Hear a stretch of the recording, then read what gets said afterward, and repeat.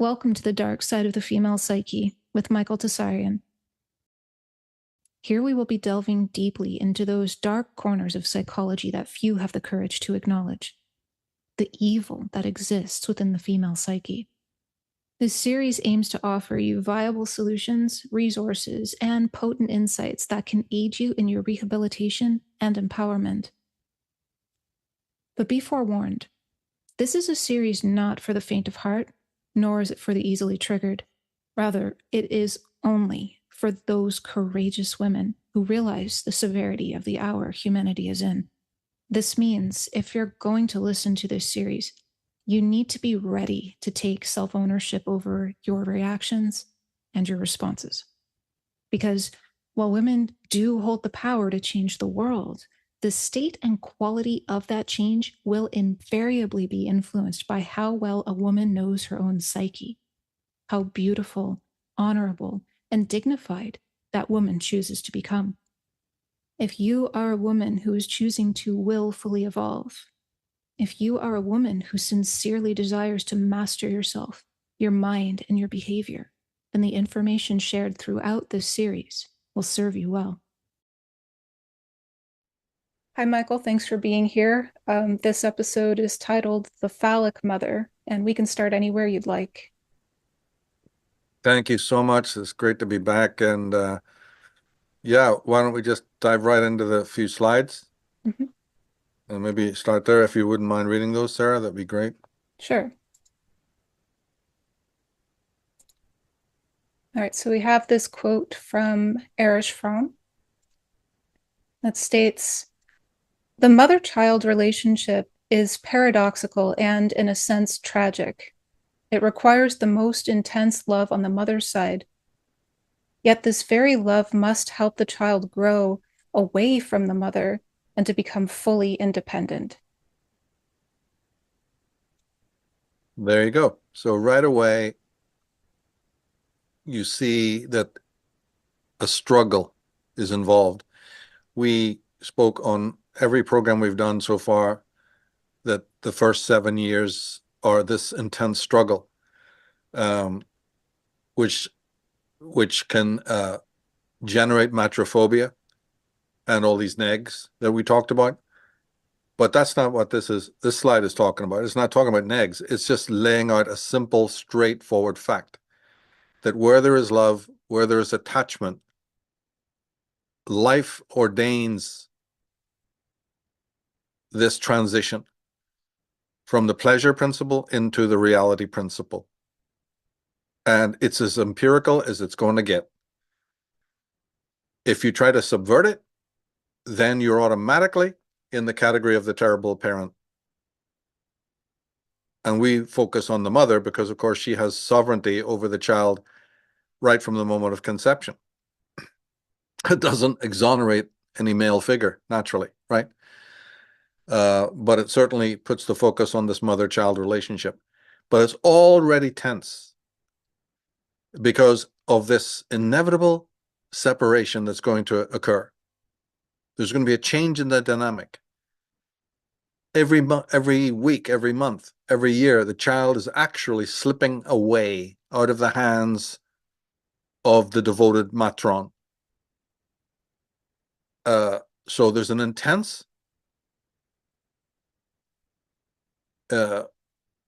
relationship, connection, upon which the child's life is 100% dependent. Yeah. But that state of dependency, in the million ways it's been described, right? Incestuous symbiosis, uroboric enclosure or immersion, intrauterine state, the prenatal state, the semiotic level, right? There's all these different terms for it. The pre-Oedipal stages, right? This is all just the rhetoric. But what this all means is that there is a underlying natural force, not ordained by any mother, not ordained by any child, but it is going to kick in, and it already is, just to get from conception to birth, and from birth to infancy, and from infancy to adolescence, and from there on, through the teenage years to adultism. This is a natural process. So that's basically what's happening here. But it's going to change the effect, which is a psychological word used for emotions, right? The affectation between the child and the mother is bound to change despite the wills of both parties. But so I think that that's clear. There's going to be a severance. There's the cutting of the umbilical cord physically, and there's an inevitable moment when this titanic separation is going to take place. But it takes two to tango. And the child is almost in relation to the mother, it's relatively unconscious. It's not in charge of anything like this.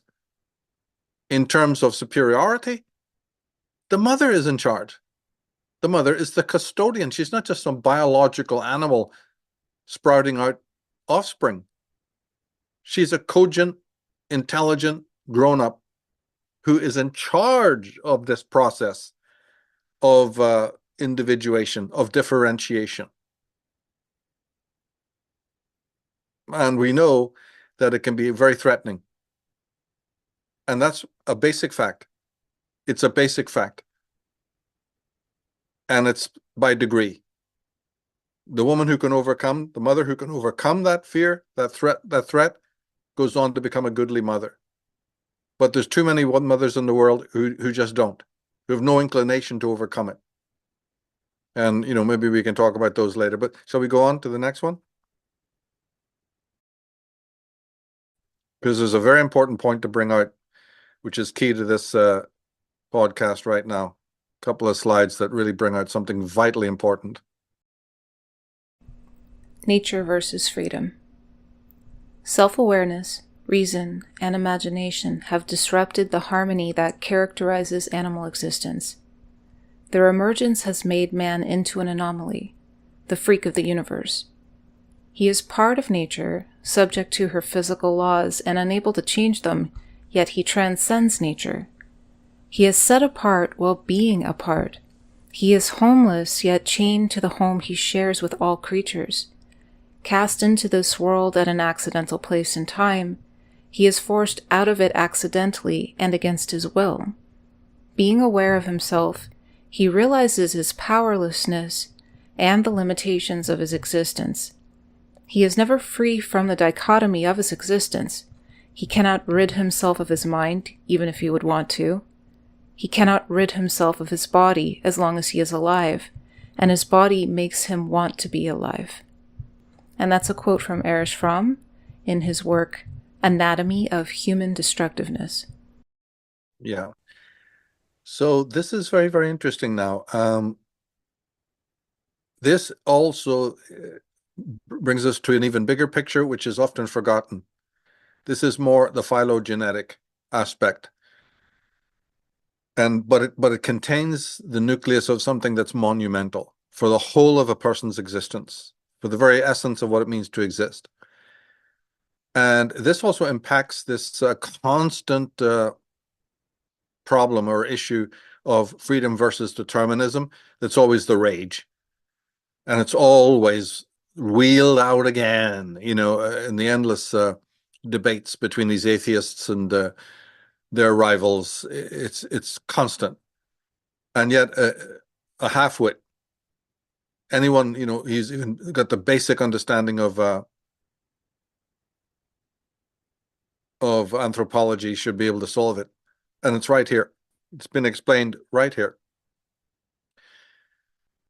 The human being stands on the limen between the natural world of the animal kingdom,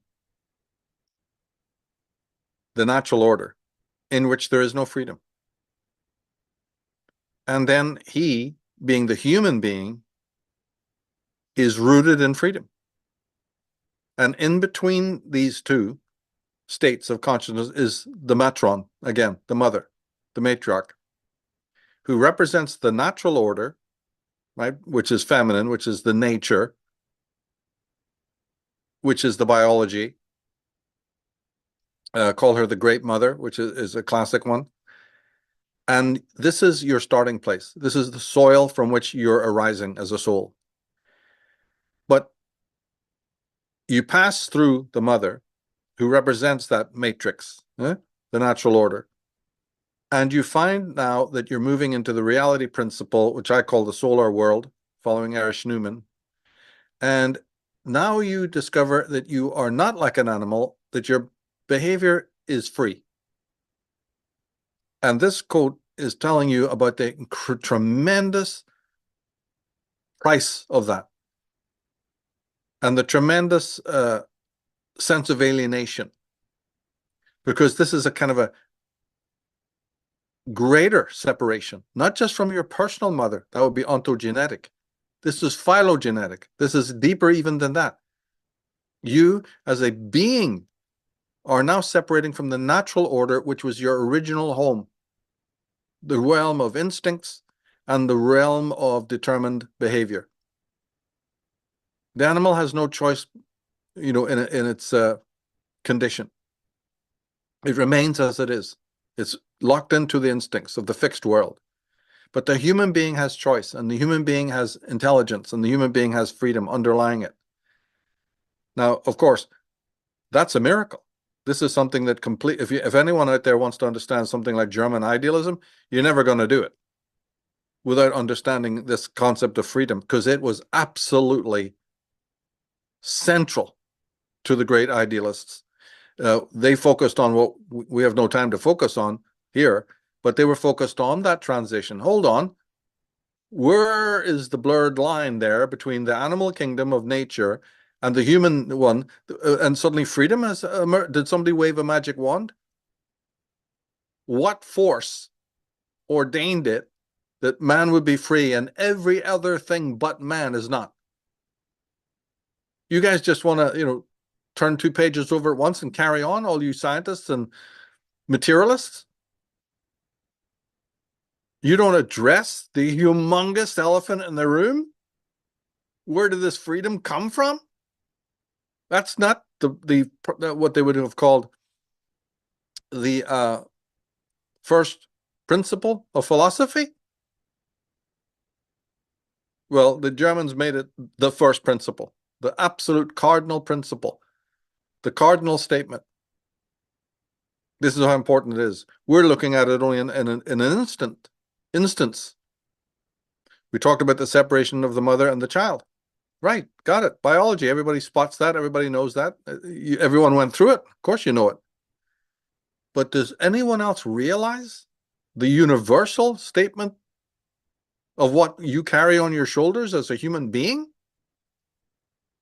This monumental moment of scission, and then the subsequent fissure. Like he says, you can't will this. You can't, this is nature's will. You're just thrust into it. This is, what the existentialists call the thrownness.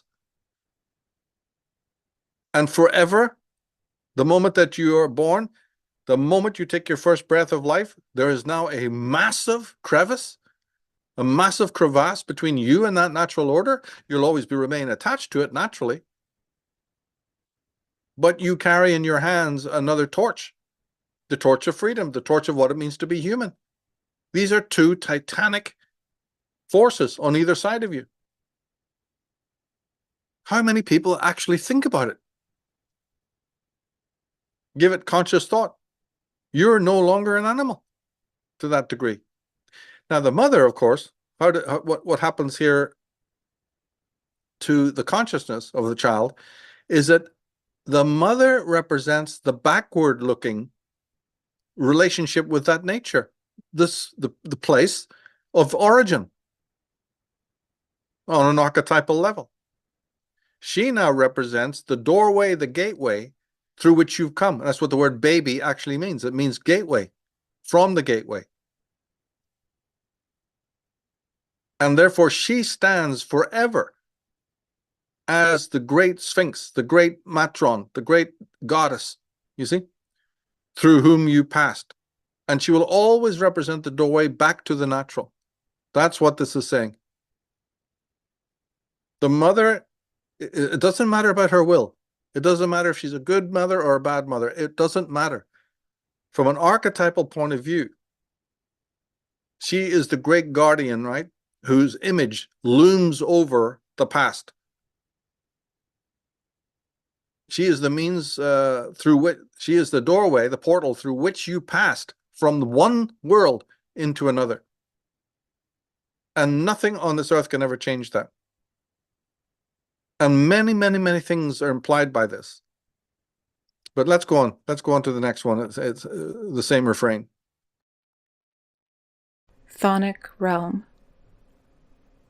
Maternity pertains to the physical side of man, the only thing he shares with the animals. The paternal spiritual principle belongs to him alone. Here he breaks through the bonds of Tellurism and lifts his eyes to the higher regions of the cosmos. Again from Erich Fromm, in his work, Love, Sexuality, and Matriarchy. Right. So he was a bit of a feminist, a bit of a lefty, and that certainly is a bias that when one reads him, as informative and brilliant as his work is, one should know that as well, that there's a certain orientation. He and others were writing their books for the new waves of feminism, you know, so there's that to bear in mind. He wouldn't be the only culprit there, of course. I don't care who you're reading. I don't care who you're reading. There's always going to be some sort of bias, right? But what he's trying to say here is that there's this divide, and we have to get it nailed between the maternal and the paternal, between the matriarchy, so-called, and the patriarchy. This is what we're trying to, unpack here. There's very, very, very few people, if any, ever speak about it anymore. Right? There's a lot of plates flying. There's a lot of salt and pepper in the Alice in Wonderland kitchen, but nobody's actually giving you the bare bones of what's really taking place that pertains to your very existence, right down to the marrow of your being. What these beings, mother and father, represent on more than just a simple biological stereotypical level. So the patriarchal represents freedom, and the maternal represents unfreedom to that degree. And it also represents the pull of individualism and independence. But that's also threatening. Here's the weird thing. Moving into the solar world is by no means something that is entirely pleasant. In fact, it comes with its own horrifying aspect. It should be obvious by now. You're leaving the maternal womb. You're leaving the natural order where you didn't have to lift a finger. The instincts took care of everything. You were part of the tribe, part of the group, part of the species. You, by being born, are then lumbered with the individual consciousness.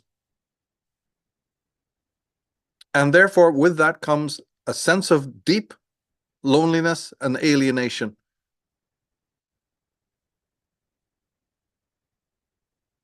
You see? So this is the burden of leaving the chthonic world or the Tellurian world. This means of the earth bound. And that is a scission. Right? That is the beginning of you as an individual. And as I've claimed through all my work, especially this work on Dragon Mother, there is always going to be at the root of your consciousness a deep, deep antipathy to that. You can talk in terms of millions of years, it really wouldn't matter. The point is that the shift that we're talking about from the chthonic to the Apollonian, out of the safety of the Tellurian, out of the state of unconsciousness and semi-consciousness, right, to full self-consciousness, to full self-actualization is a titanic process fraught with dangers. Different kinds of demons. In the maternal world, there was threat. The ebb and flow, the fact that you were just an instinctual being, restricted in every sense of the word. But at least you had this sort of Euroboric comfort. But that all gets shattered and lost The egg breaks, the cord is cut. You see, you emerge into the light. And with that comes enormous challenges that you will know till the day you die. And therefore, we're talking then about a kind of a deeply set instinct that despises this whole thing inwardly, that Freud would later call the thanatos, or death instinct, which when correctly understood is just this regressive urge. You and I have spoken about it before. Now we're unpacking it as deep as you can go, where it comes from. It's installed. But if you have a system, a governmental a state system, or you have rotten parents, or you have any source outside of yourself that knows how to work on that instinct deliberately, willfully, do you know what they've got in their hands? Right? People want to know the architecture of control. You think your David Icke's are going to know? These are like kindergarten level. Kindergarten level. You'll wait an eternity for them to even know the basics.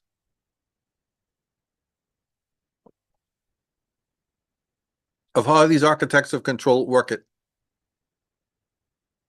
When they have, had that incredible, view. If you broke into the top penthouse and you got in there and you grabbed the red file, how to control a world, and you snuck away with it,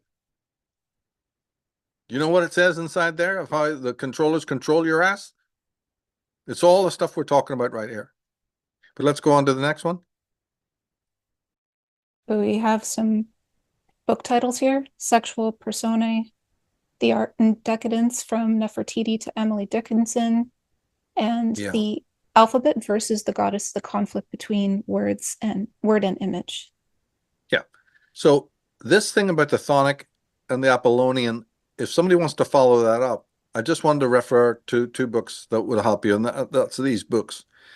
Camille Pallia's wonderful Sexual Personae, but this would be for people who are deadly serious, because these are scholars of the highest level.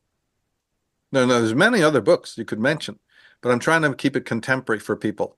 Both of these people are alive today, or at least Camille Paglia is still going strong. I think Leonard Shea may have passed on, but this is a fairly recent book, and he wrote many others as well. He wrote books on matriarchy as well.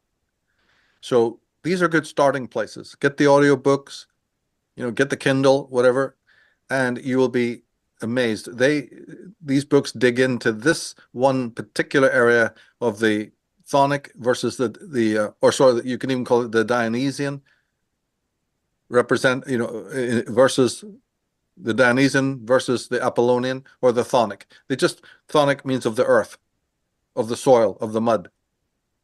And these books will help to extrapolate what I put there in short about, the conflict between the two, and how that may work itself out in public, in popular culture and what have you. Very, very extraordinary works of the highest level. At least people should know about them and their authors. But let's go on. Incestuous symbiosis. According to Freud, the desire for union with the mother is based on the urge to revert to the intrauterine stage of development. The Euroboric drive is the quest for a return to paradise, from Erich Fromm, hence crowd consciousness. See? So there you have it. There is this as you progress up the ladder towards the solar world, there's always this countervailing regressive instinct that fascinated Freud, fascinated the Freudians, and fascinates a lot of other psychologists. I am interested in it because all of this helps to reify a central philosophical concept, which is dualism, or what I call the contrarium. We have a conscious, we have an unconscious. We have the maternal and we have the patriarchal. We have the natural and we have the free. And now we have the Apollonian and the Dionysian. And here we have this again. Can you read that again, please? According to Freud, the desire for union with mother is based on the urge to revert to the intrauterine stage of development. The Euroborg drive is the quest for a return to paradise. There you go. So some part of us, while we're in this upward ascent, is always called backwards to the original paradisical state of unconsciousness. Now, Otto Rank, who was the secretary of Freud, wrote a book called The Trauma of Birth. He extrapolated on this. And of course, he said, well, you can't go back physically to the womb, but I'll tell you what you can do. You can create simulacras of that womb state. And as far as he was concerned, we're up to nothing else. It's like the earthworm going through the soil. I mean, there's only one thing that this worm does of a day. And he was the first to bring out that this is what we're doing. And it needs to be studied because it impacts the deification of women would be part of this. Because if you're going to deify the womb, aren't you going to deify the womb holder? Whether she deserves it or not? Oh, what? Oh, well, this takes on a lot of areas. Well, just look at the history of art. What is the subject matter of art down through the millennia? It's so ubiquitous, nobody notices it. It's invisible by its proximity. And this man had the actual audacity to say, in his own extremely genteel way, of course, he was not dogmatic, that the very unconscious that has been such a mystery to everybody is a womb metaphor. He said the city is a womb metaphor, the very word coming from the Latin cetus, which meant womb or vagina, with secondary meanings of pedestal, opening, circle, and on it goes. He even claimed that the future is a womb metaphor.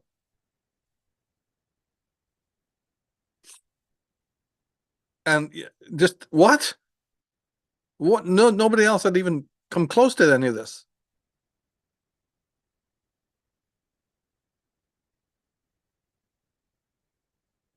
You see, and many of the things that we do. He even was of the opinion that that's the whole reason why people come to a psychoanalyst. To sit in a dark room, lie down as if sleeping, close their eyes and talk about their dreams and their childhood.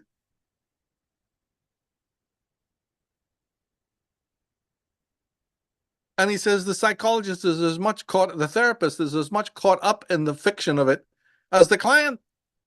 They're flying around the room. Neither of them have a clue what's actually going on here. The therapeutic condition, state, is a womb metaphor.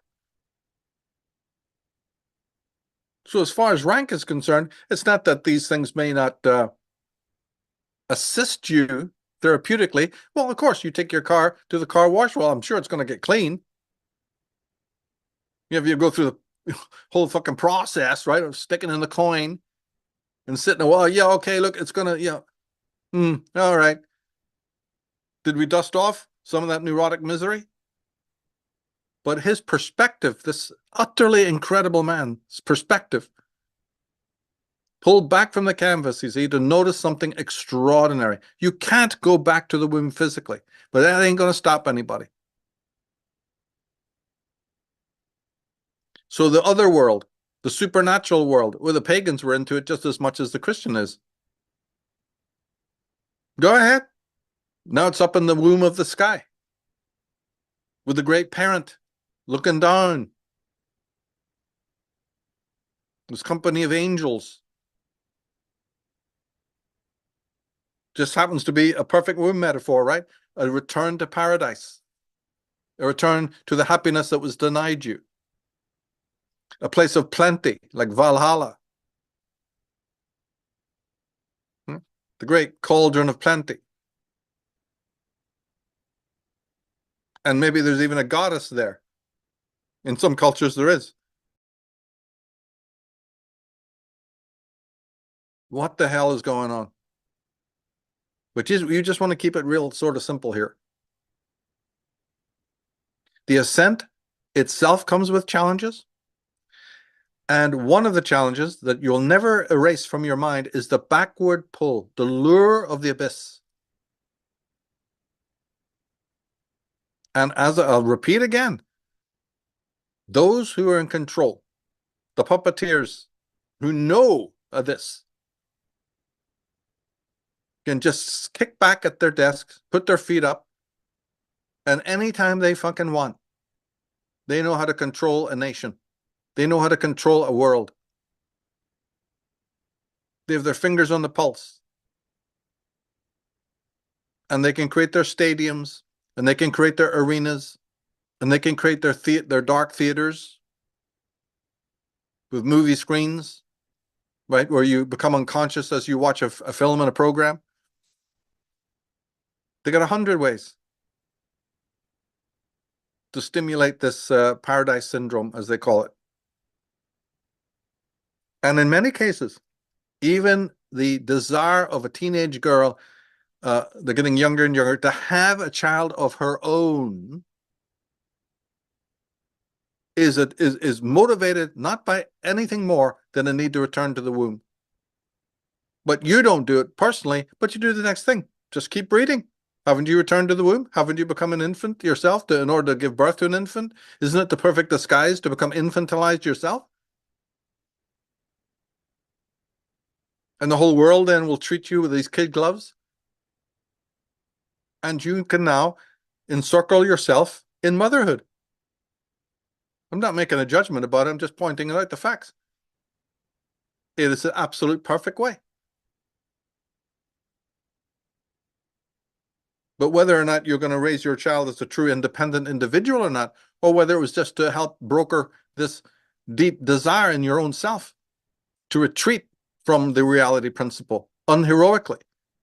Yeah, all these cases need to be taken up individually. This is the brutal honesty that's lacking in the world. But then the consequences is in the sons and daughters that we're breeding. They stand with their fingers pointed back at us. Let's go on. Could you read the next one? However, does this not mean that the return to nature, should it be possible, entails the loss of freedom and individuality? Is not one returning to the animal level of fixed instincts? Yeah. Well, of course, the answer is yes, you would. So therefore, there's something being put into place. The previous slide sort of mentioned it. There's something about just being in a body. There's something just having a mind that resists this, because the instinct can be quite strong to pull us back toward the natural. So therefore, there had to be a kind of a extra onus on the side of development, on the side of eros, rather than thanatos. Thanatos will always be there, pulling you backwards to a state of stasis and the comfort of the sleep of oblivion, so to speak. That was the natural, and we did come from it. But there's always going to be this little extra onus on the side of growth, on the side of eros. I've always often spoken that the track of time, the track of the telos, is slightly slanted downwards, at a slight incline, just to make sure we keep moving. It's just a figurative way of saying that same thing. There's an equal instinct, you see, to grow. But the thing is, we're back to these controllers again. They know how to subvert that. In these studies, you've got to know how to zoom in to the closest minutia and then zoom out at a moment's notice to the biggest picture. Otherwise, it's hopeless. You're not going to learn anything. You have to develop this perspectival ability, because everything we're describing here is known to the architects of control. And if they want to subvert an entire nation, and I mean subvert, hold back, arrest the development of an entire people, they know how to do it. They know that the ascent upwards is a difficult one. They know that the need for this incestuous symbiosis, or better known as regression, can be stimulated so that it starts to dominate. They know that usually it's the growth, it's eros that predominates, for the most part. Just enough to keep people moving upwards toward the light. But these people know how to stunt that, to subvert that, through their economic policies, through the threats of war and want, and through other means. That's what I've been covering in my work since the beginning. So that in the end, this regressive urge starts to dominate. The thanatos becomes more and more dominant. Putting transgressive figures into the children's media, for instance. There's all sorts of subtle ways in which they do this. Knowing full well what we've just said about the fact that it's this balancing act. But the enemies of independence, the enemies of heroism, the enemies of freedom, they have a toolkit. And what we're doing is trying to work out, it's like, look at that red file, even if you only get a peep at it. It'll help us enormously. But let's go on. Continuing on. This must be done surreptitiously to avoid the arising of major bouts of primal anxiety. The grown child may dabble in art or gardening or in animal husbandry. They may become interested in geology and other subjects which involve the earth. These interests will, however, be from a sanitized distance, and even if they amount to obsessions, few will realize their origins. Then there's a note here in brackets. It says, does the average professor of biology or archaeology suspect that he has a mother complex? Interesting question. Yeah, exactly. It's more to say that we think there's another group of people in the world who think that they have certainly grasped the reins of independence and they're up in the Apollonian heights. But it wouldn't fool Freud or anybody like that, right? The very fact that you, from your safe scientific ivory towers, happen to be into geography, anthropology, biology, earth sciences, ancient mummies, and all of these kind of things, they would look at this as, they'd look at your career and say, oh, you're still under the complex, but you're doing it from this safe distance where you don't have to, intellectually accept the fact that you're regressive. But in terms of sublimation, in displacement, and in compensation, we have 1,000,001 ways. So even a gardener, it's incredible when you start looking at it, right? And again, that's taboo. We don't like it. Freud was detested in America, and they didn't want it. I believe it was to their detriment. But one's own hobbies,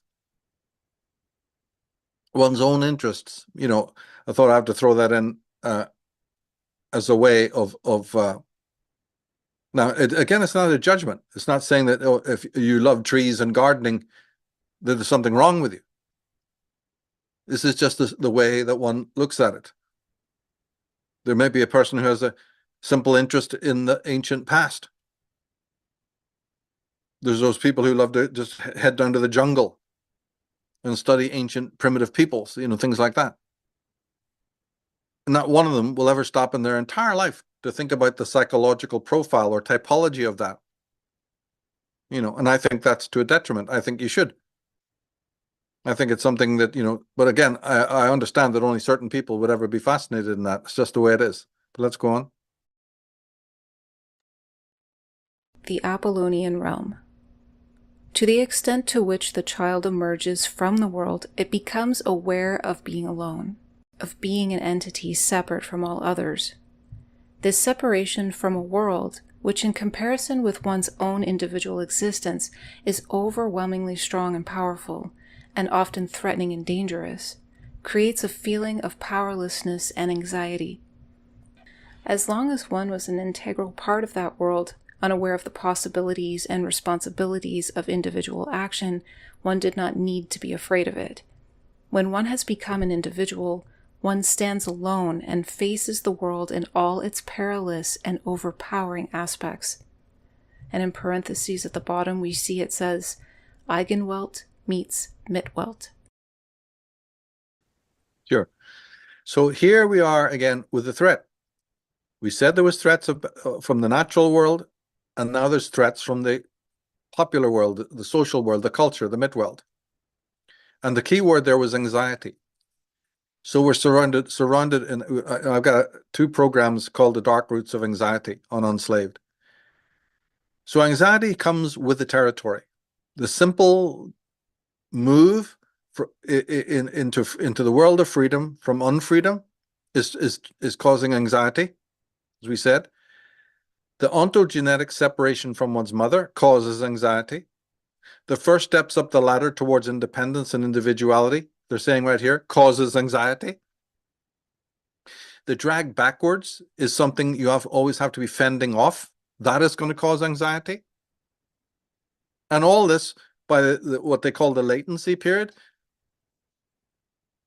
between 3 and 6 and 7, when the superego is being formed. Now you can understand why the ego is a massive defenses, the most strongest part of those defenses being the superego. Yeah, no doubt. Defenses against what?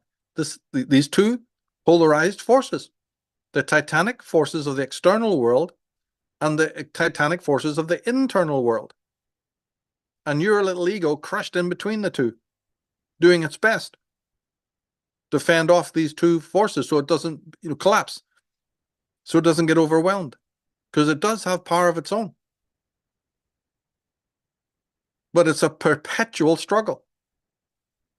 Now, the educated parent is fully aware of what we're talking about. Now, that's a laugh. But no, in a perfect world, the parent would know all of this and do what? Attempt to alleviate the anxieties for their child. Don't hold your breath. Sadly, we don't have any parents who are aware of any of this. This is their duty.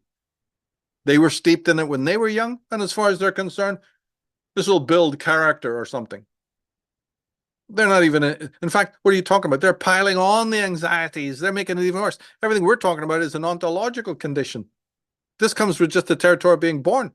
No, the parent is going to heap even more anxiety on top of you, because they may be thoroughly unqualified for the job. Now we're starting to understand why I wrote what I wrote and why I do what I do.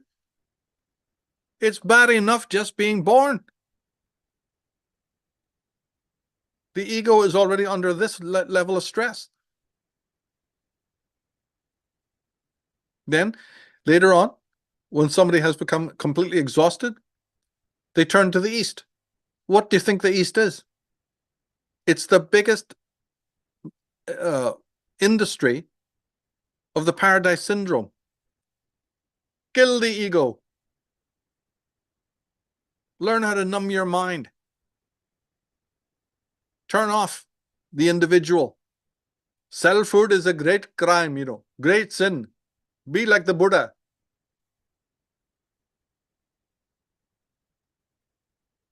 We can save you from all the suffering. And the West is so backward. But Freud was wrong. That we know. That we know. But we can keep $1 billion industry going over there in that toilet in the East. All right? We can fund all these fucking towel heads sitting on beds of nails.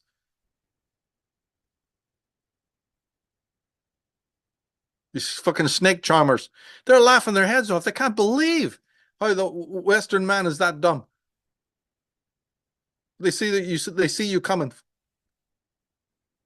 That you know so little about the psyche and these things that we're talking about, that you are willing to fall under our power.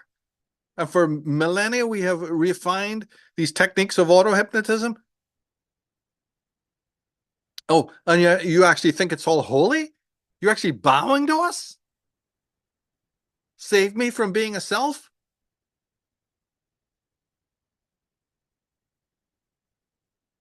This is what person thinks that they, and of course now we've imported it. You got your Eckhart Tolles and all that crowd. You have had for hundreds of years now. We've imported it. It wasn't good enough you had to go over there and find it. Have you any idea what kind of sanctimonious evil that we're promoting and the billions of dollars that have gone into it? We can't educate our own children.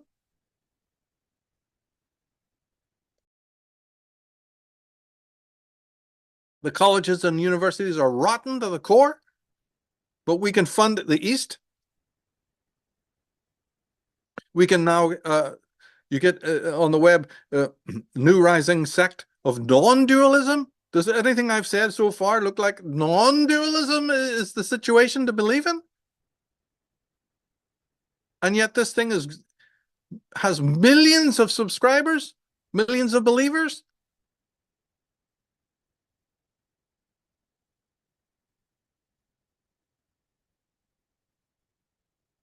The very essence of man, the very essence of what he is due to these frictions, dualisms, polarities.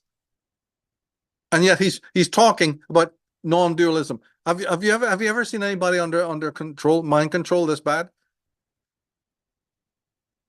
I've seen people in rubber rooms with greater intelligence. We're hurling at the sky.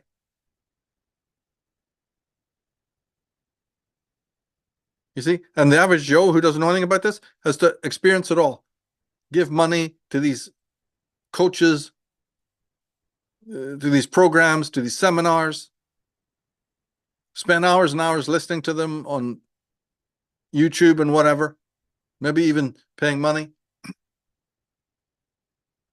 And it's all nonsense.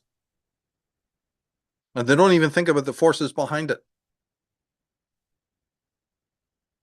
Absolutely incredible. They don't know anything about what we're talking about here.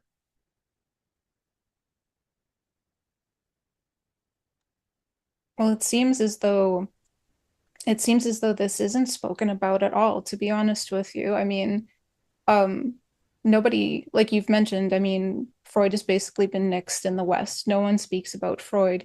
Erich Fromm, I mean, while you can find his books even on Audible, it's not exactly like they're popular. No.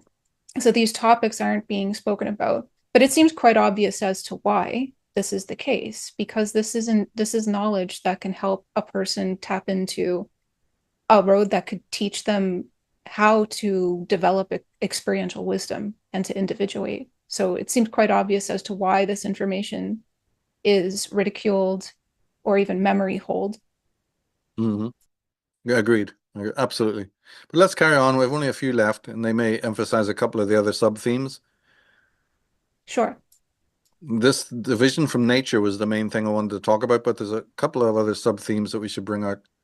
Sure, okay. Let's see here. The Dragon Mother.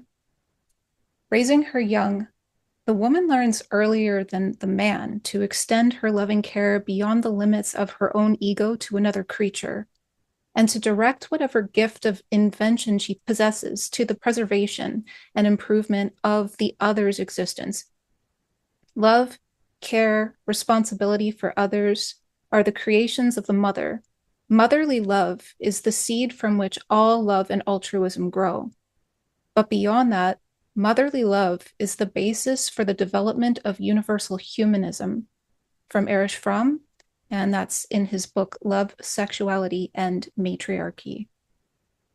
Right. So this is a little flowery, but it's true, because this is the goodly mother who understands her responsibility, and her ability to extend emotion and care and concern to a child is vital. Now, whether that continues, right, in the later years, where she'll also then respect the individuality of the child that she's given birth to, when this, as she sees, remember we said, as every day, week, month, and year goes by, the child is actually slipping away from her. Now, the heroic mother, the goodly mother, the dragon mother, is aware that this is going to happen, and she facilitates it, despite her own inner, uh, you know, chagrin against it. But she knows it's right. That's why she's a moral being. She's a moral being and realizes I cannot stunt the growth of this child who's moving out into the solar world. In fact, I'm its facilitator. Now, she's not going to know all the philosophy. She's not going to know what we've talked about the matrix of nature, the great sleep of oblivion. And by the way, even if she does tap into it, it will be when she's pregnant. It'll be some sort of, it'll come through in a kind of a non-conscious way, as many mothers do. And some of them get very frightened by it and even get depressed. They don't know what's happening to them, right?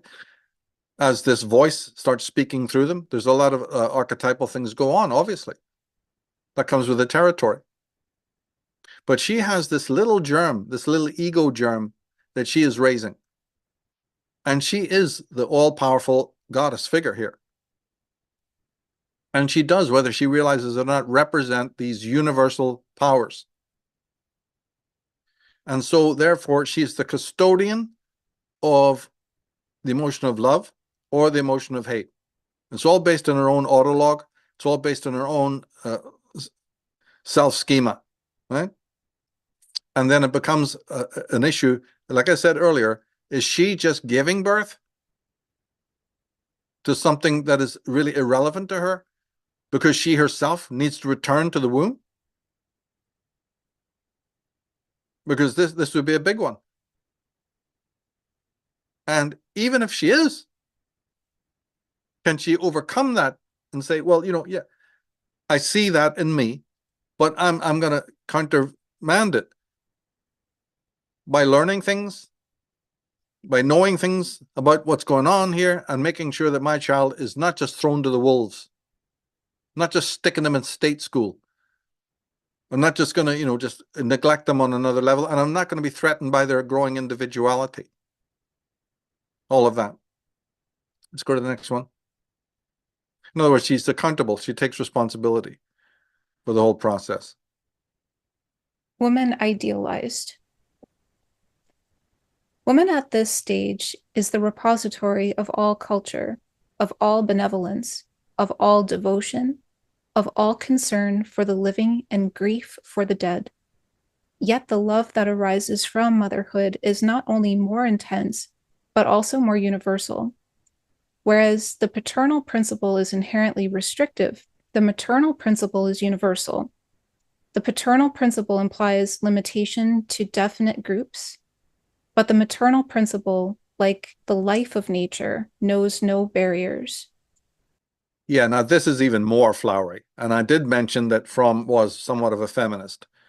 So this is a kind of an idealization of woman, which I don't particularly personally buy into that much. Because even though he could be right in certain circumstances about this universality and the benevolence of the mother, he's obviously completely omitting the other side. That is because the mother has this power to give birth in the first place. This can go to her head. We've already talked about the deification historically of womankind.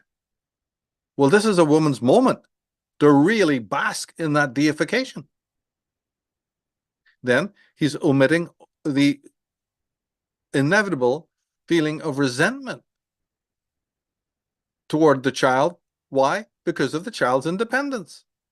Nature has also ordained that the child will separate. Remember our very, very first slide? That love is bound at some point to be disappointed. It's going to be unrequited. Why did he not mention that? Because a lot of these books were written for those waves of feminism to try and tweak Freud, because these feminists didn't like a lot of what was happening and they needed it repurposed. And sadly, Fromm, being a member of the Frankfurt School, was one of the people that helped him do that. That's the dark side there. But he wasn't the only one. And next time we talk, we'll dig into that a little bit even more, by the way. And hopefully people will remember this slide when we do that talk down the line. They'll remember this, because this idealization is somewhat unwarranted. It's true for the goodly mother who deserves the compliments, but he's forgetting the deep, deep set resentment of the individuality, the personhood of a boy or a girl. In the girl, it leads to matrophobia. Well, I suppose it can in the boy as well, but it leads to then disturbance in the Oedipus stages for the boy, mostly, right? Let's move on. The phallic mother. Naturally, there is nothing wrong at all with a sexual desire for the mother, that is, for the female, the woman. It is not lust for the mother, but for woman, and the mystery that woman implies by her existence. In fact, it may be that psychic health is dependent on the libido reaching the phallic stage and on the sexual desire for the mother. If this stage is not reached, the child's love and passion can only remain on the oral and anal stage. And this is the case for both genders. The mother is the child's initiator, not seducer. She initiates him into connection with his own biology and his sexuality. And that is again from Erich Fromm's Love, Sexuality, and Matriarchy. And in parentheses at the bottom, it says, confirms vital role of the mother during the Oedipal stages. Right. Central to my work is this need to confirm the mother's central role. The father appears, but it's later. And this statement, which is monumental and totally brilliant, emphasizes this. Because we also forget that we have mother, but we also have woman. So at some point, and it's around about the phallic stage, this would be, between 3 and 7, that the child becomes aware of many other things. And that is that this woman that I call my mother is a woman. And she may be even a very attractive or beautiful person. Well, she has to be, because my dad married her. Daddy married mummy. And maybe you see even other men at a party complimenting mummy, right? And you start to look at, and then you see her accoutrements, her perfumes, her brushes, her oils and creams, a certain sensuality, right? There's a lot of these things that come with the erotic development of a child. There's nothing wrong with it. And even a certain erotic connectivity to the mother is completely understandable. In fact, as Fromm is saying, and Freud would have agreed, it is absolutely fundamentally necessary, because the child needs to get to the phallic stage. And the parents are the custodians, especially the mother, you don't just move through these stages willy-nilly. The oral, the anal, the phallic, the latency, and the genital, but the first 3 are the most important. They're actually absolutely crucial. These happen because of the parenting. The parenting assures the healthy, wholesome transition from one to the other, or on the reverse, to be arrested at one of the developments. So the attraction to the mother is tinged with a certain sexuality or eroticism. It should be. It's not to the mother as mother in that role. It's to the woman, as attractive woman. And this comes at the time when the child realizes that the genital area is the primary center that's erogenous. There's several, before that, all the centers, that are erogenous zones are pretty much equal. But around the phallic stage, children become fascinated with their genitalia and discover its sensitivity, and there's something about it. And that this is a sort of a primal center. It's all perfectly natural. It's part of the whole process. But it ensures at this point that now, right, as long as the mother's aware of this and is dealing with it correctly, not abusing it, and the expert on that is Alice Miller. Didn't show her books here, but you can scratch everything else, right? Just start there. But anyway, if it's not abused, then the boy child reaches the phallic and then is able to move on forward, because the moving on forward from this point is going to be the development of the superego, which is absolutely crucial because it's the moral center, Look how important what we're talking about is. Let's go on. The terrible mother. The terrible mother is threatened by the independence of her boy child. Consequently, she stunts his psychosexual development so he does not successfully reach the phallic stage. Instead of loving her presence, he detests it. Failure to attain and pass through this stage hampers the development of his superego. It banjaxes his relationship with women and with sexuality. In extreme cases, he may come to loathe his masculinity and seek to transition. Being arrested at the oral and anal stages, he is in danger of becoming docile and obese, not to mention sadomasochistic. He will lack a spirit of independence and tend to conform to authority. Take a look around. Take a look around. So when you and I spoke earlier about, the regression to the period before the Oedipal stages, before the time of the superego, this would explain all the feral behavior today of your typical, sort of millennials and social justice warrior types. All this cancel culture type. This is now digging a little bit deeper, confirming exactly that point. But it comes back to the terrible mother. I'm the only one who wants to speak about this. She is threatened. She does not facilitate.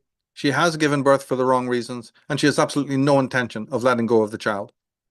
Nature is demanding it.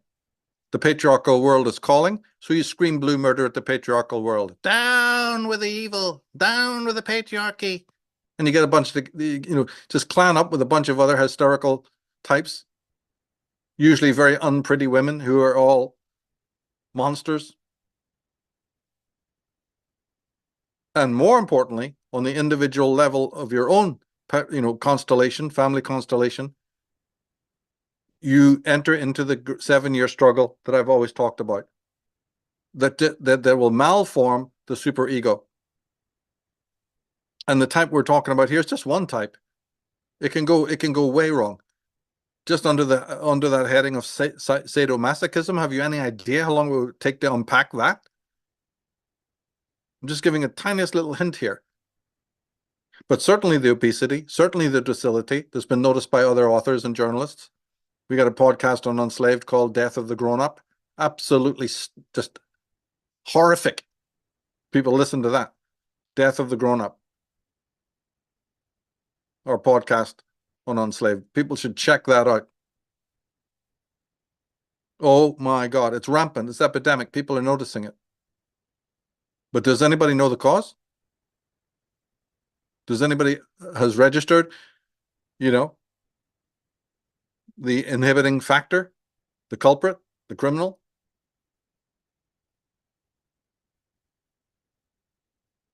Now, this stunting holds you back. So the oral stage, overeating. The anal stage, I need help. It's the dependence. Right? A deeper reliance on mother for cleanliness, on father for discipline. I can't do anything on my own. I need praise. I need encouragement. And if I don't get it, I just live in filth. I eat bad food. I have no sense of personal hygiene. I'm all over the fucking place. And I'm I'm a hater of independence. Because I didn't reach the phallic level. Oh, and as to my relationships with women, forget it. It's going to be completely perverted. You know why we got so much porn now? Porn addiction.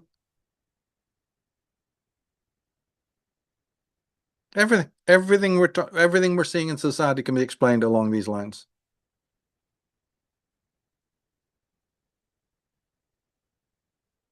Each one of these can be further unpacked.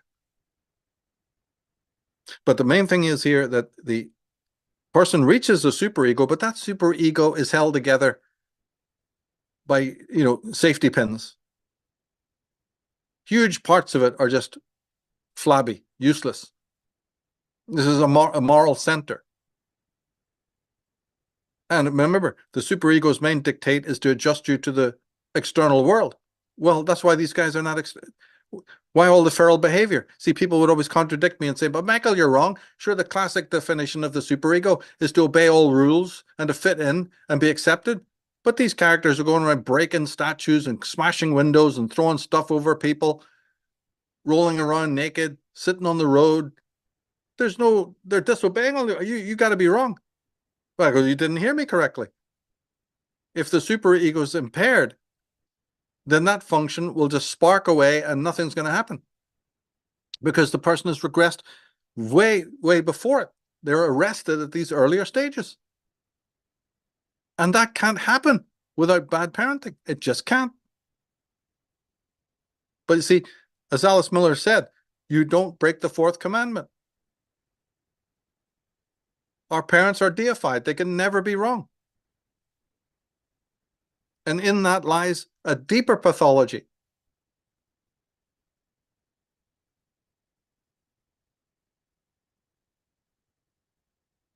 The exoneration of these super criminals who never do a day in jail. They're never indicted, not even by anyone.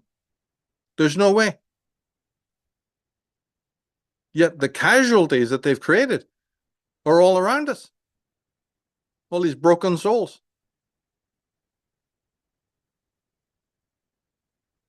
And in the past, the superego settings were stronger because society was different. The woman was not in as much control.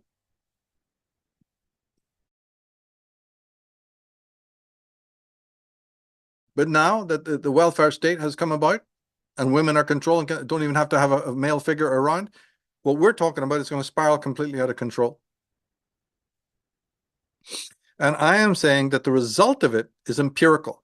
The children that are being born are the living example, the concrete evidence of what we're talking about. Let's go to the last slide, I think it is. The terrible mother's effect on her daughter is different. She is encouraged to misuse her beauty and sexuality. She enters the solar world as a coquette, temptress, or man-eater without a shred of real morality. The unpretty girl despises her rival, hates herself, and may become sexually frigid. In many cases, this type becomes a terrible mother herself. Deeply immoral and hypocritical, she camouflages her pathological condition by glorifying all things female. She becomes the classic, noxious feminist. Yeah. So in order to hide the rage against her mother, hide her matrophobia, and to do what has just been said in this slide as well, what better way than to deceive yourself and blanket everything to do with women as being just perfect and start blaming the male. You have no idea why you're blaming the patriarch. It's just a bunch of phrases that you've learned from the crowd, from the other hysterics. You don't know anything about it. And that's why even today, the polls are telling you that most women from all walks of life still prefer the alpha man, in deep contradiction to what, the manosphere has been finding out in daily treatment. Yet when you shove a mic into their bloody faces, the man that they describe as perfect is the one who's basically an alpha male. But they can't see their own contradictions. It's because they have no beef against the patriarchy. The animosity, right, just beneath the patina, is towards the feminine. But in order to disguise it, you use this compensatory method. You're against the mother that sent you wrong, and you're against the pretty women who were made a promise by the terrible mother. You get out there, girl. Right? You go. You put on that smile. You pump it till it hurts, and you'll do well. And they do well. They do well. And so you get on TikTok, you get on OnlyFans, or you go to school, you just find out, what the hell is this? These girls get it all easy. I was made the same promise, but it's not clicking for me for some reason. You're fuming. You're practically suicidal. You hate yourself. The parents have not helped your ego, have not helped your self-esteem at all, nor is society about to do it. You don't want to go backwards into the symbiosis because you'd have to pass through the mother to do that.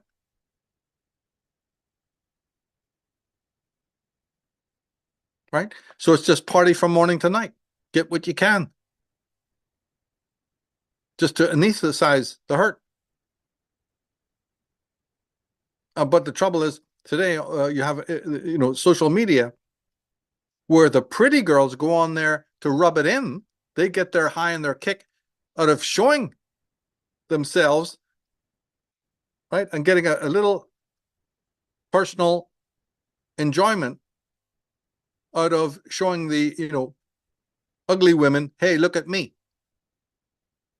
Flaunting it. They get a big kick out of that.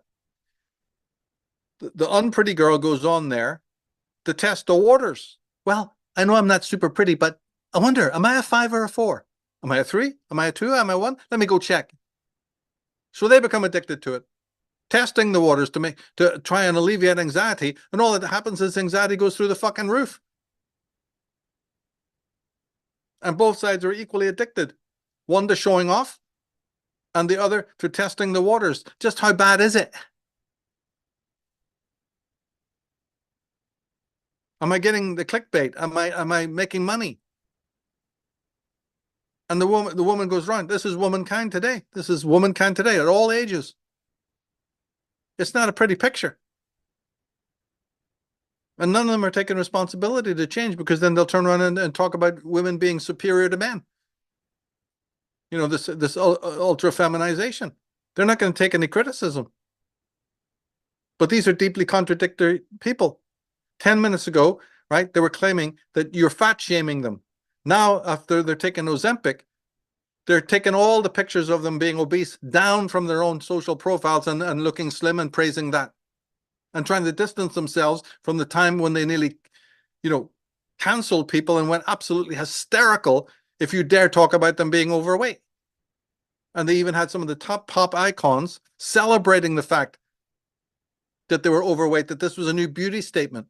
Now that they've got Ozempic, the whole thing has changed. And they themselves showing the hypocrisy of who they are. They can't get their story straight. I pointed out the same thing back in the 80s. It was the broad shoulders, Olivia Newton-John, workout culture, yeah, let's go, aerobics. 10 years later, the same sex is telling you that being 400 pounds is cute.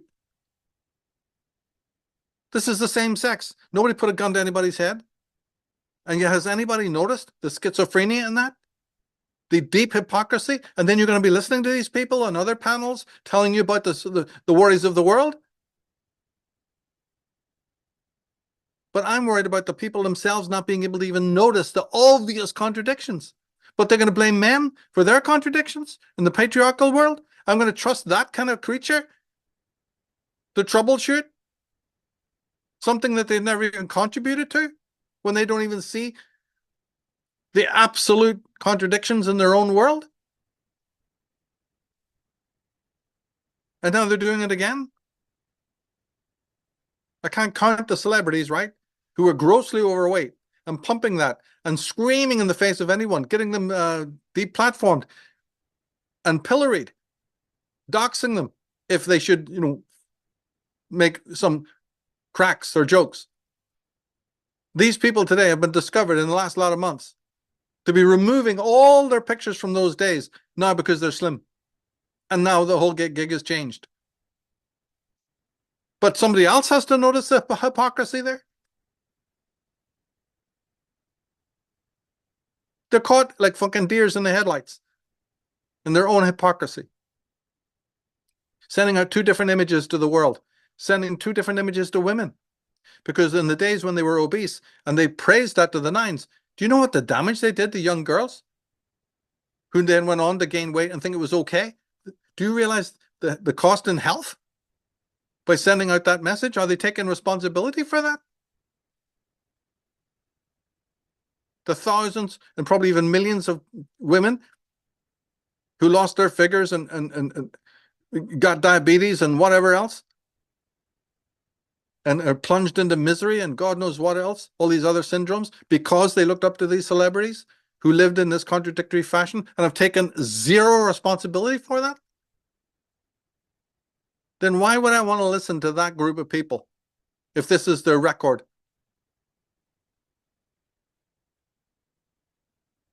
Why would I want to listen to what they have to say about some political cause or whatever, right? That's why they're hysterical. They're just setting themselves up. I just wanted to say about the Ozempic, Sharon Osbourne was also taking it, and she ended up losing a ton of weight, more than she expected. And she was actually one of the only celebrities who came out and said, "You guys, you don't want to take this. Like, it's a basically Frankenstein in a needle." It's just interesting because she got a lot of backlash for it. So I just wanted to bring that out as an interesting comment because on one hand we have during the what would you call it, like the body positivity movement, I guess that's what they called it at the time. There, like you said, there were these pitfalls where it was irresponsible role modelship, I would call it. And now they're taking pharmaceuticals that were meant for people with diabetes as a weight loss supplement. That doesn't, the side effects haven't even been fully explored. And so now I could totally see how, maybe some girls who think, okay, now I need to take the needle and just keep taking this needle to lose weight. It's just this endless, what would you call it? I guess endless masochism. It's just interesting to think about with what you're bringing up topically right now. Well, the physical thing is bad enough, right? The physical maladies are bad enough, the torture that a girl will go through. But the psychic contradictoriness is just as bad. There's different kinds of pathology, but it all adds up to a total mess. The girls would not have put on weight. They wouldn't have allowed themselves to lose their figures, and their lives would have been much, much happier. And also, they wouldn't have gone online and been saturated with envy when they see some chick that's, a bit more slim or whatever. They would have saved all of that.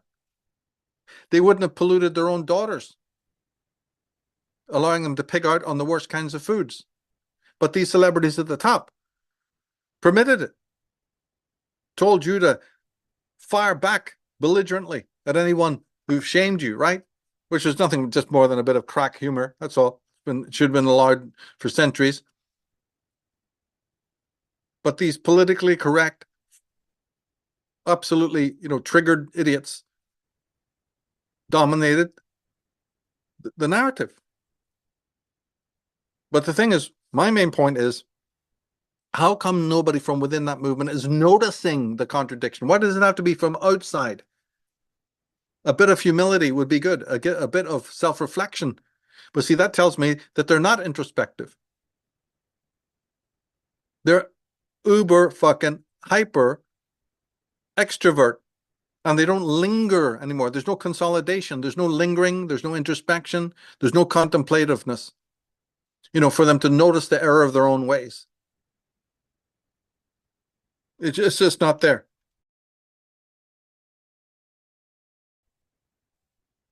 Now, the last two slides show you something a little bit dodgy, right? Because in case of the son, they're threatened by his sexuality, and they arrest the child from the phallic, into previous stages. And they'd like to keep it that way. And by the way, they are. The beta and the average hipster and millennial, even though he's grown up, he hasn't reached the phallic stage. That's what that previous slide was about. So you can become 35, 40 years old, and actually, from a psychosexual point of view, you haven't even arrived at the phallic stage. What? That's why I said banjax is everything else. And in extreme cases, this is where you get your transition culture that the LGBTQ people have, latched onto, or the people behind that funding that. We know it's the same groups, the same Frankfurt School kind of groups. Well, they've understood this about males, that one, if you can be arresting the male child, you will have him in the palm of your hand later on. And then when you make it possible for them to transition easily, that's what happens. It's all an attack. But then the same mother, though, in terms of the pretty girl, she's actually accentuating the fact of the sexuality. So that's why it's different. To that degree. And in the case of the male, he might loathe his mother, her presence, because remember, she actually is a terrible mother. So he's suppressing the rage. Remember we said with one of the other, when we did a deeper dive on the superego, one of its duties is to suppress the legitimate rage. Legitimate now. This is legitimate rage. And it's not a good thing that it gets repressed. You should be expressing it, but you can't. That's not going to happen. That might happen later on in a pathological way when the kid becomes a murderer or a rapist. That's what's happening at that point. Now it's gone over the top. And there's so many case histories of these these serial killers that when they finally went and killed their mother, they stopped killing women. It's well known. There's many cases of this. When they finally killed their mother, this happened. There's some very famous cases on this. They didn't need to kill any other woman again. They completely gave up. They went and went and confessed and gave themselves up, proving the point. But the double standard is that the pretty girl is encouraged to go out there, either as the coquette, as the temptress and seductress, or the total man-eater, like unabashed, immoral creature. And you're going to tell me that our modern society does not enable those people, aid and abet it? Look at our cosmetics industry. In fact, our external world does almost nothing but that. It's almost entirely dedicated to that. The billboard signs, the magazines, the films, the movies, the ad copy. It's nothing but the facilitation to these types. It's big money in it. And they don't care about the fallout. And so then you get on TikTok or you get on OnlyFans, it's all about the appearance. It's nothing to do with what's in your heart. Nothing to do with what's in your head. Now, even one would say, well, there's certain unpretty women who, realizing that they don't have all of that, they don't become temptresses. So that's a good thing, isn't it, Michael? And a lot of them might go on and become corporate, or they might go on to university and become intellectually, because they know they don't have the physical attributes. So it's a good thing, because they may then go on to be intellectually more astute. And that's true. We know that that is the case. But I'm saying, don't completely think of that as a virtue, because those women are also going to go on to birth children as well at some point. And it's at this point then that the pathology may come out, because they may either repeat, they may not have been pretty, but if they have a pretty daughter, might they not fall back into the same pattern of doing to their daughter? Are they going to bring up their daughter morally? There's no guarantee of that. You see, because they haven't learned. They didn't reflect. Yes, they weren't pretty themselves and they went on to be smart. They went on to be businesswomen or intellectuals. Fine. That's a good sign. But then when they start having children themselves, might they not regress? Might they not take their pretty girl and say, hey, yeah, you go out and use your sexuality. I didn't get a chance to do that, but I'm sure going to bask in you doing it. We know this happens. So that means in the end of the day, they were no better. Or, as I said, they're sexually frigid and won't go with a man. Or they'll go with a man duplicitously. They'll make the man think that, he'll have a false idea. For, appearance's sake, a frigid woman will go with a man and go through the motions, and he won't work out what's really going on, that this woman is not there. There's nothing happening. She's stone cold, like a fucking walking ice cube. But if that man's hung up in his own sexuality and he's a bit insecure and he doesn't know anything about female psychology, which is kind of like 100% of the case, then what? The woman gets away with it. It's just an unbelievable cocktail of pathology. She's suffering from her frigidity, and the man is being completely duped.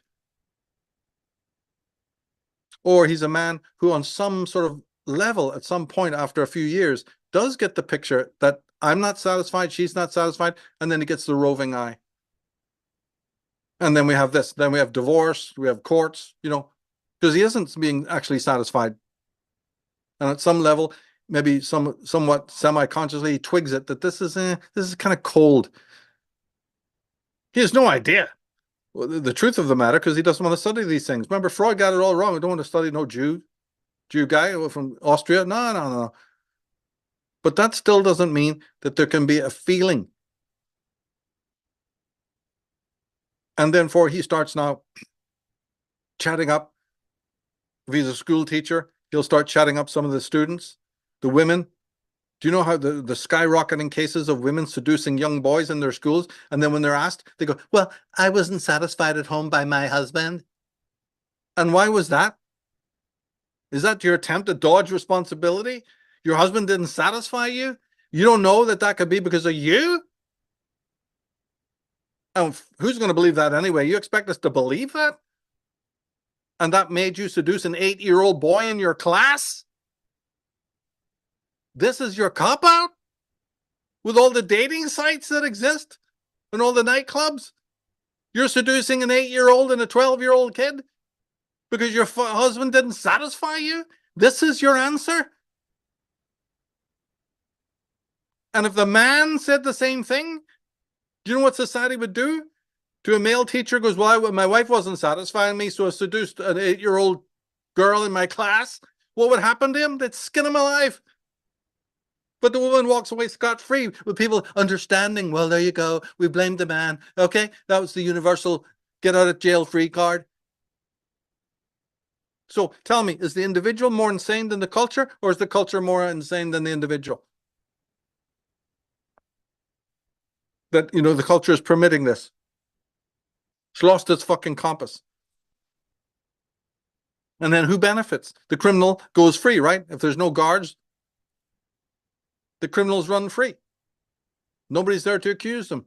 Every time they make a crime, they say, oh, there's an excuse, the universal excuse. But if you're a frigid woman blaming your husband, do you think a properly psychologically insightful person is going to just accept that on faith without investigating it?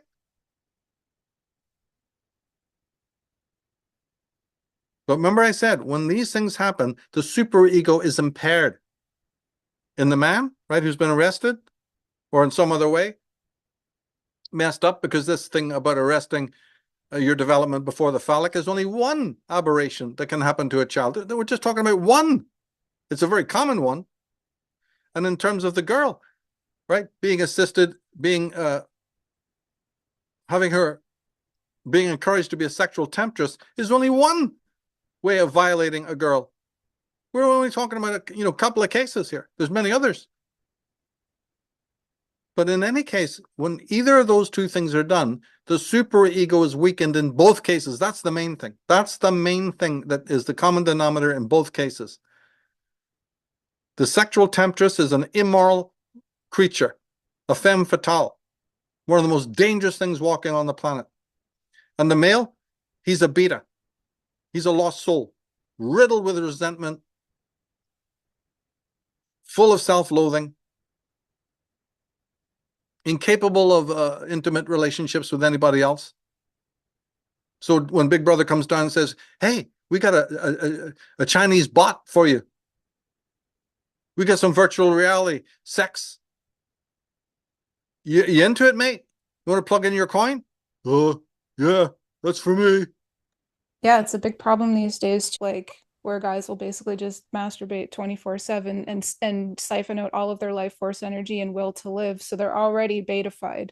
And then on top of that, they're spilling their libido to soulless porn and whatever. Like, I'm not judging porn as such. It's the excessiveness and also the type, and now you've got AI porn. So it's just like, now you can just create the fantasy you want.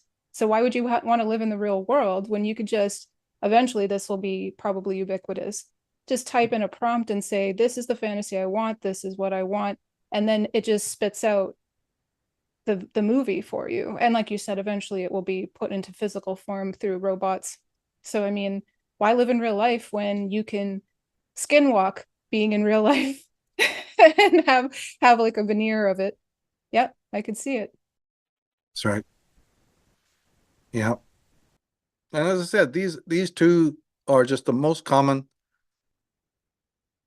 But when it comes to an impaired superego or even an impaired morality in general, because we did say there's also a thing called conscience, there's infinite, this just goes on and on.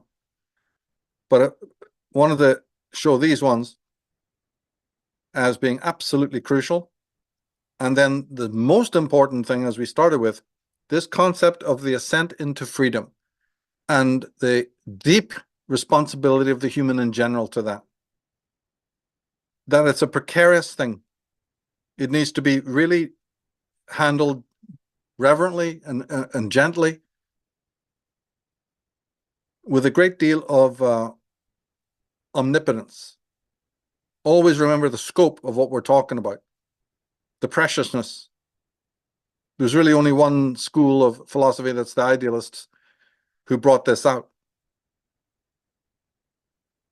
And some of those guys are amongst the most forgotten thinkers on our planet. That's why I just cannot stand that. I've dedicated my life to at least, bringing forth the work of some of these people in that new light. But even just on a mundane level, the idea that you're free, and there's anxiety with that. The ascent brings with it its own anxiety. But there's this deep retractive, regressive urge as well for the incestuous symbiosis. And the terrible mother facilitates that, because she's already a force to arrest you in your psychosexual development. Well, that amounts to the same thing, doesn't it? So her shadow, she doesn't want you exiting it. She knows that you'll have to grow physically, but she's already inserted her own presence between the child and the child's phallus. So even when he does masturbate, it's her face that he sees. You see, she's the incestuous one. Now, Freud missed all of that. Freud didn't get that. He was talking about the classic definition is that boy loves mother, hates father, triangle. Well, that did have to be amended. And Alice Miller, again, is the one that really crushes it when it comes to that, because she tells you that the woman purposely, in one of the things that she does, we didn't talk about it here, to arrest the development, is she also plays erotic games with her child. And she's written volumes on this. How there is, in fact, true incestual energy. This would be the terrible, terrible mother, right? Falls under her province. The father got nothing to do with this.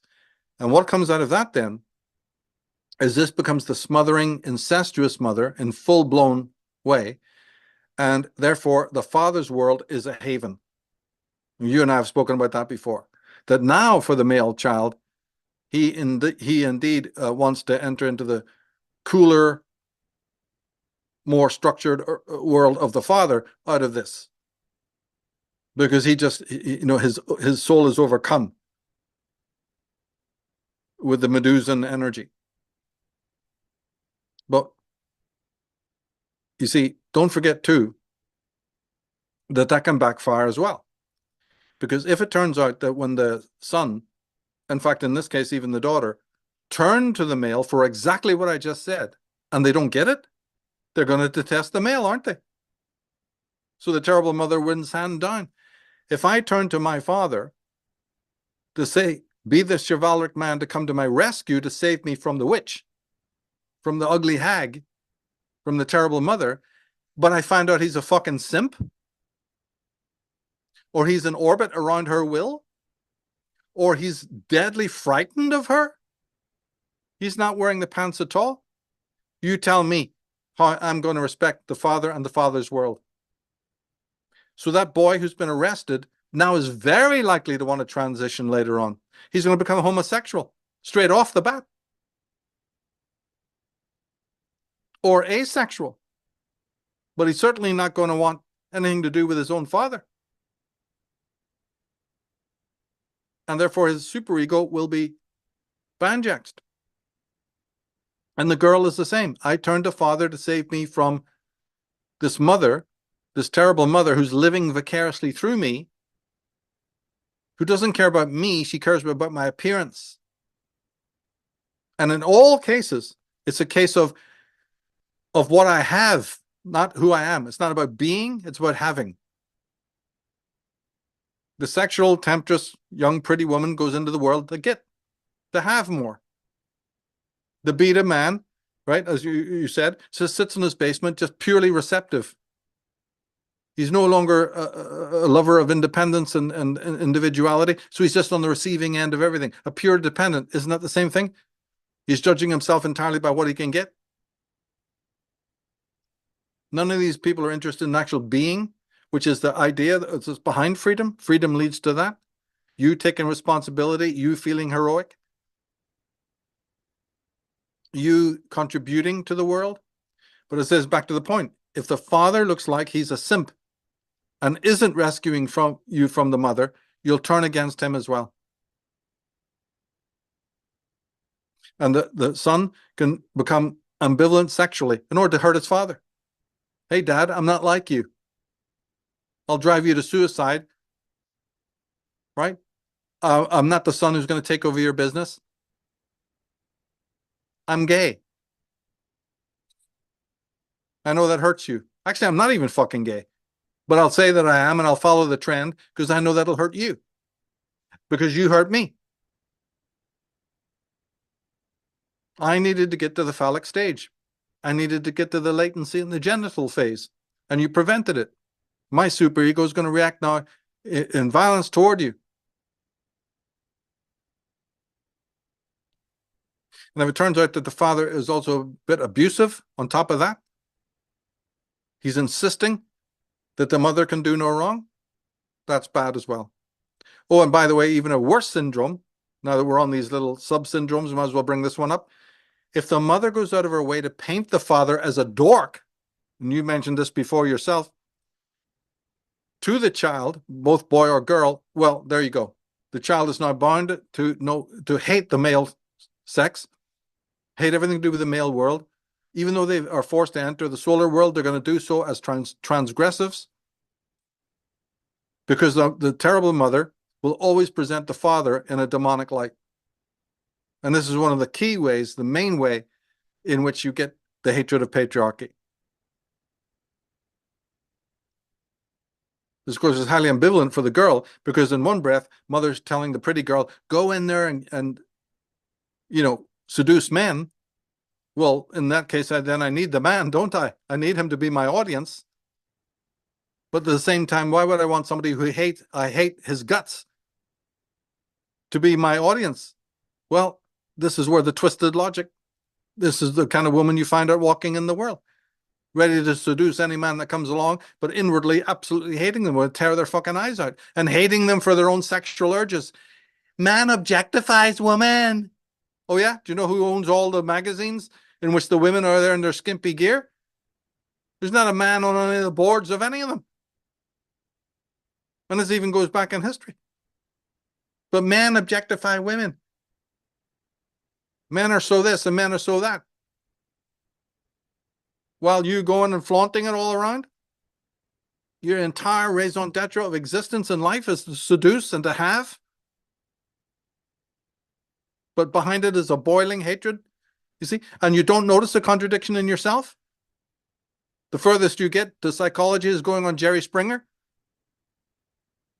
the Raven rant. That's as far as towards the psychology that you get.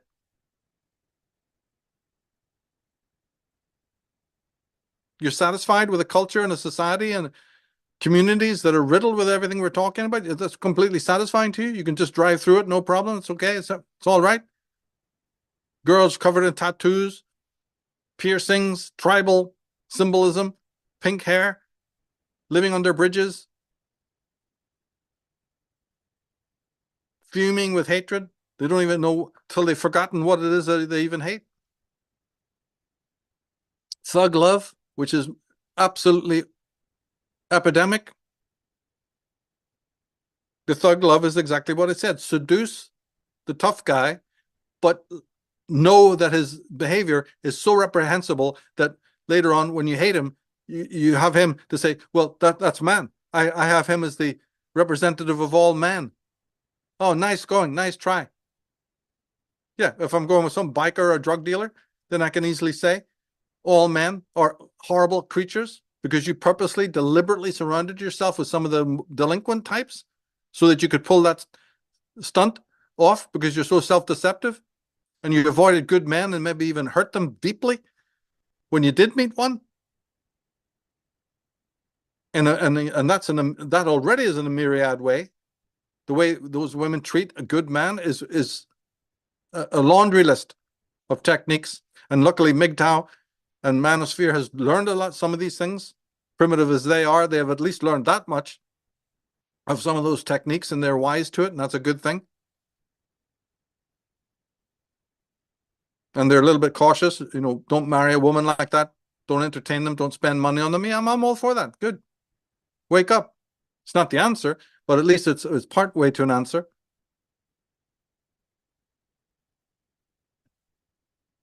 So there's all these other little nuances. The father has to come through.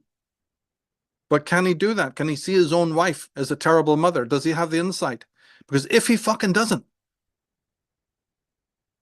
then we're going to get real screwy real fast, because he's not coming to their rescue. And the infantile mind, you see, is going to blame the father and the masculine for that. And if those children don't have another grandfather or uncle or extended family, may go, look, as the wise one to tell them what's going on, it can be absolutely horrific. And every time they turn on a movie, it's all woman-centered, woman praising, woman idealizing. The great writers like Alice Miller and others who bring out these incredible facts about the incestuous mother and the games that they play, they've been suppressed. Nobody wants to know.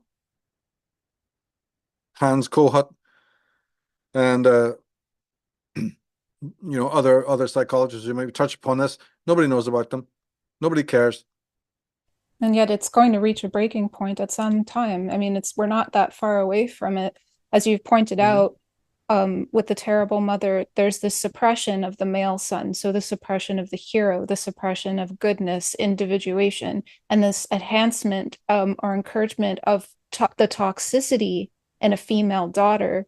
So what it is it's just perpetuating this cycle that will continue to become more putrid, more toxified, more venomous, more poison. And so with each subsequent generation on a track like that, people will become more and more sick, less and less connected to themselves, sick of mind, sick of soul, sick of spirit, sick of body. And so it's interesting because you mentioned too this this hatred of men, or even just, it can be hypergamy of trying to date up to use a man as a resource. It can be the opposite of just dating and being with men who are on a lower station just to reaffirm their inferiority.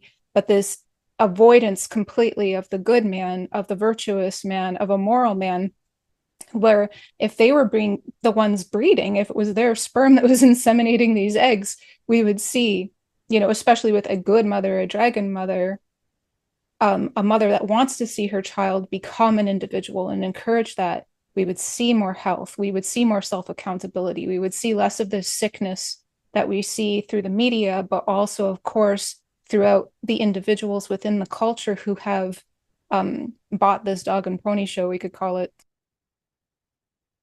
I agree. Yeah, that's right. And those good men are being bred out, though. In the end, the culture, the solar world becomes so poisoned by these types that we're talking about that you just don't get them. The higher imagos are no longer attractive to women. Out of the 4 great imagos that women are attracted to, 3 and 4 become less and less attractive.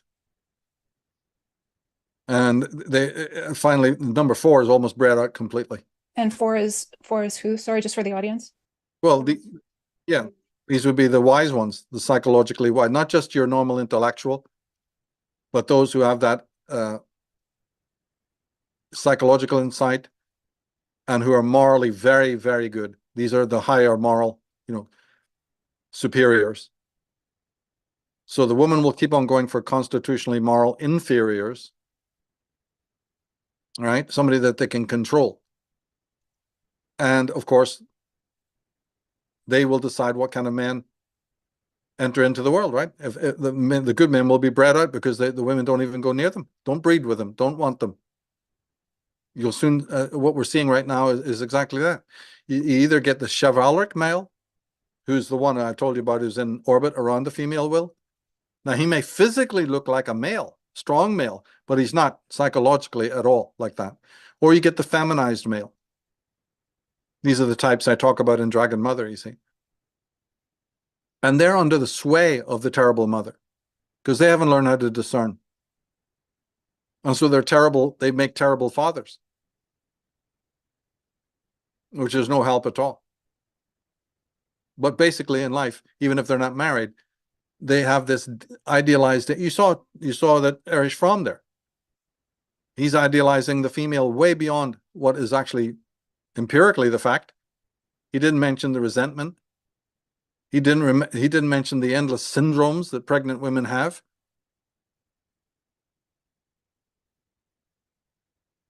And some of the other morbid things that they go through when they're having children. I'm just restricting it to the simple resentment. But you can add the other components, that the child is not important in and of itself. It's just a toy. It's just a crutch. It's just a means to an end. What does it feel like to be a mom? Because I want to return to the womb myself. And there's one simple, easy way to do that, is to replicate the maternal situation. And our society sanctifies it. It's all holy and good. I got a mother who's waiting for a grandchild so that she can then assuage her own guilt by treating the grandchild, smothering it with love and perks, because she treated me like a fucking, right? Treated me abominably, and they know it. They're guilty as hell, the grandparents. But they think they can assuage their atrocious guilt of how they treated me by treating the grandchild. That's why grandparents always dote on their grandchildren. But it's not for good reasons. It's because they're riddled with guilt over how they treated their main children. And damn well, often it's right. They did treat them abominably. They did make a mess of it. So Michael, I wonder, since we're coming up to the end, I suppose. Do you have any parting words you'd like to share to complete this episode? No, I think we've touched on it all. I mean, we got through a lot of content there. This helped to see, I do everything systematically. And if we had tried to crush this in to our previous talks, it would have been all over the place. So I only go on podcasts now where the time is there, and there's intelligent host, intelligent conversation, and then we can roll these things out to an audience that's also willing to wait. And slowly digest and consolidate. Because today in social media, it's just smash and grab. People are filling their minds, it's like raiding the larder. And stuff goes in and it goes out. There's very little retention. There's very little consolidation. It's just too episodic. To unpack this subject requires multiple passes, multiple podcasts. You need the time, and then you need to space it out. We're talking about first few years of life, but we're encompassing centuries, millennia of human development. Some really big themes like this one about freedom. What is freedom? Where does it come from? How is it abused? And the ultimate miracle of where does it come from in the first place? Why is it just that this animal, the human being, on one side of the mother, right? Think of the mother as being like a Janus-like figure with two faces. One is dark, facing the unconscious world of the predetermined, right, natural, Tellurian, chthonic. And one is a face of light, the same goddess, but this time she's facing the solar world and has a different role. Yeah, but in that transition, something very, very, very major has taken place. This phenomenon known as freedom has come into existence. How? What ordained it? Is that an accident of atoms clashing with one another in a random way? Can a materialist explain that? And if a materialist can't explain it, what do I do with materialism then? Why am I wasting time? Why am I wasting centuries? Why do I work for an institution that has a materialistic paradigm? You know, this is very, very deep. And if I find out that I've been fooled, what do I know about the alternative? Now that I know to bury materialism, but I'm 45 years old. Nobody told me about this until now. I may be 65 years old. Where do I go? I only know the one paradigm. I'm not 20. I may be 50. Where do I, is there any books I can read? How do I find out about the other side? I know nothing about that. Where do I start? How can I tell what's good and bad in that movement? Oh my God. These are serious matters. People have to get deadly serious. This is not fucking David Icke. This is not, right? This is not Eckhart Tolle. This is not even Jordan Peterson. They're paddling around in the fucking shallows, wasting your time. I have to be very careful. I can't really, enunciate what I'd like to say. I have to rein it all in.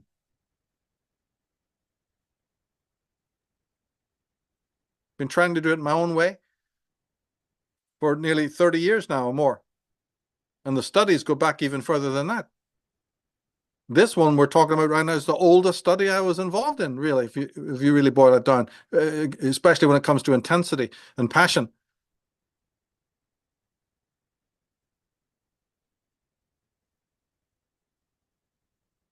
And I will not do it in an inadequate way. All those years matter to me. And to do the right thing,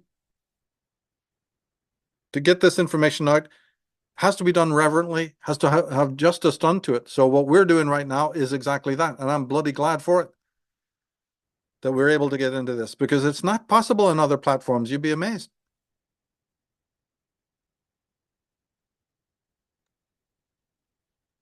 And to synthesize and to annotate and to footnote, and also, everything I'm talking about here is passing through my own gray cells. Yes, I've read these masters, but I'm synthesizing their work. I'm explaining it and expanding upon it and making it, applicable to our modern age with the things that are going on in society. Always trying to parallel it with the things that people know, people see, and they go, okay, I'm getting this now.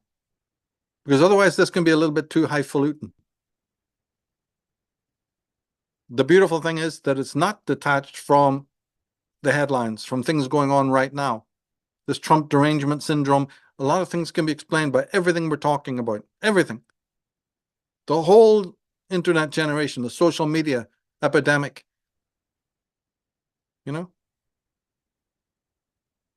All is rooted in this, bar none. And I'm a moralist. So whenever there's a crime being committed, the people responsible need to be held responsible. That's a universal law. Absolutely no exceptions. And just because those people have a penchant for exonerating themselves or finding bolt holes and being absolutely expert at this deflecting guilt, doesn't change that fact. You've got to prosecute the case. And you do that not for deconstructive purposes only. You do it to rebuild. These criticisms come to bring something into existence more wholesome, so you leave the planet in a better condition than when you found it. And again, as I said before, I don't find any of this particularly controversial myself. These are fascinating interests, just like it would be if you're studying cosmology or astronomy or herbalism or any other sort of music. Right? To me, it's just as formal as that. If there's a controversial aspect to it, that's brought in by other people and their mentality. And what's more, I know that every single thing we're talking about here is already in the red file on the desks of these puppet masters at the very top of the ladder. Word for word, everything we're talking about, they know about. And that's where then this aspect comes in, is very, very important strategically. How they get their power.